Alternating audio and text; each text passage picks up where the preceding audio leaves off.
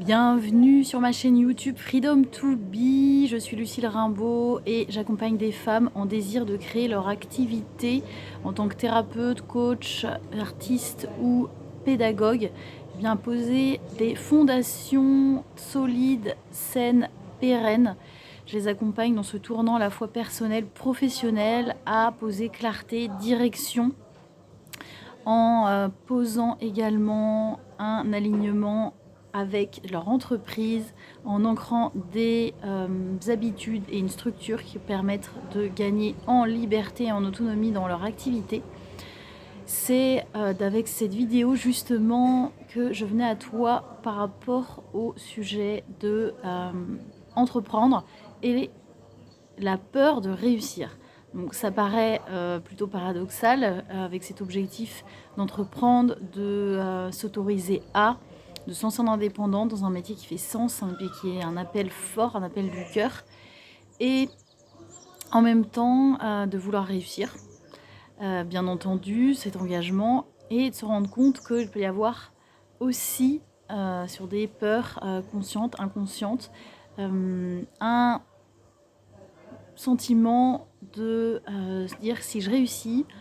si je reçois peut-être beaucoup de clientes, si je reçois beaucoup d'argent, je peux, ces signes en fait de malaise ou d'inconfort. C'est un sujet qui est super intéressant parce que il vient toucher vraiment justement notre rapport au succès, notre rapport à la réussite, notre façon de percevoir aussi la réussite, et puis peut-être de vraiment s'auto-saboter par rapport à ça, s'auto-saboter avec le fait de briller, le fait d'être dans sa pleine authenticité, sa pleine puissance, le fait de se rendre visible et peut-être d'amener encore à ne pas oser, à se limiter, voire ne pas enclencher ce tournant en concrétisant, en allant dans des actions qui vont permettre que cette entreprise prenne vie et ensuite qu'elle puisse durer, exister. Et c'est avec cette peur-là qui n'est pas liée avec le fait d'échouer, mais bien de réussir. Donc c'est lié. Pour autant, ça peut être subtil. Et c'est un sujet sur lequel j'interviens, que je vais, avec mes clientes, voir qu'est-ce qui derrière se joue, qu'est-ce qui se traduit par là, qui est souvent activé par un passif, un héritage, des expériences parfois conscientes, parfois non conscientes. Et c'est d'avoir vraiment cette introspection là en interne sur le pourquoi aujourd'hui, moi en tant que femme, je décide de me lancer dans l'entrepreneuriat et je peux encore me limiter en me disant que c'est possible aussi que je réussisse, mais que cette réussite-là n'est pas liée à mon succès, à mon estime de moi, à l'amour pour moi. Ça me met dans des espaces où je repars dans le mental. Est-ce que je le mérite? Est-ce que j'en suis digne? Etc. etc. Donc des vraies croyances limitantes liées à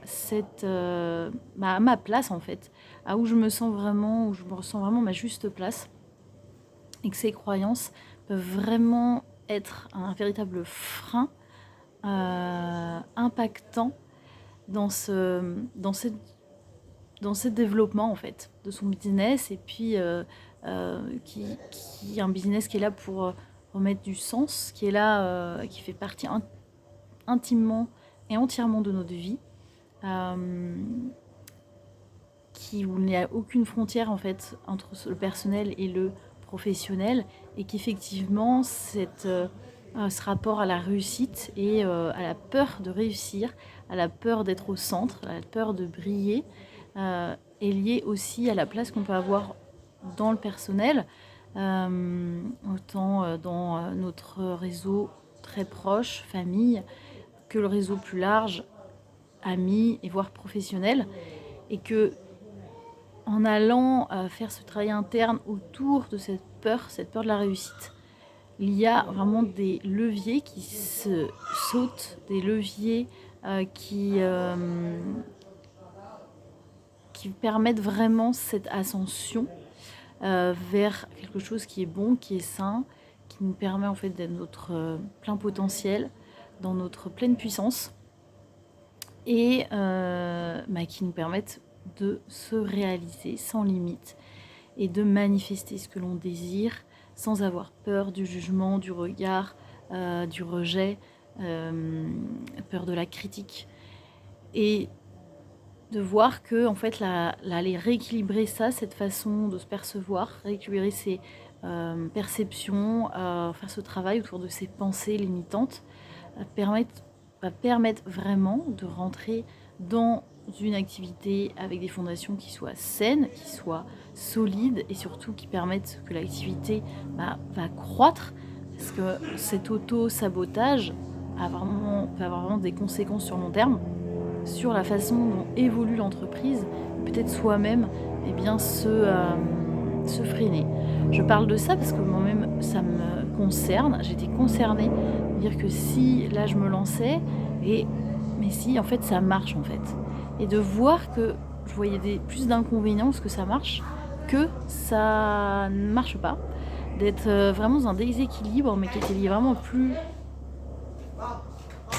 profond que ça, qui était vraiment relié à moi, à mon existence même, à mon essence et à de la manière dont je me perçois et la manière dont je perçois aussi le recevoir. La manière dont, si je n'arrive pas à recevoir, ne serait-ce qu'un compliment, sans me sentir mal à l'aise, me sentir dans l'inconfort, c'est que là, effectivement, il y a quelque chose autour de le donner-recevoir et autour de cette appréciation de la réussite, de réussir en étant et en ressentant être à sa place, à sa juste place, en étant dans son alignement, dans une activité qui est sereine et qui apporte vraiment cet épanouissement. Donc c'est avec ça que je voulais venir aujourd'hui, de voir que cette peur de la réussite peut encore freiner cette mise en action et par de fait cette expansion de sa pleine puissance, de son plein potentiel, et permettre vraiment une activité où on se libère, on libère toute notre créativité, nos dons, qu'on prenne cette place sans avoir la peur de ce qu'on pourrait penser de nous, et que incontestablement ça met l'entreprise dans un mouvement vertueux, un mouvement du vivant, et qui va faire qu'on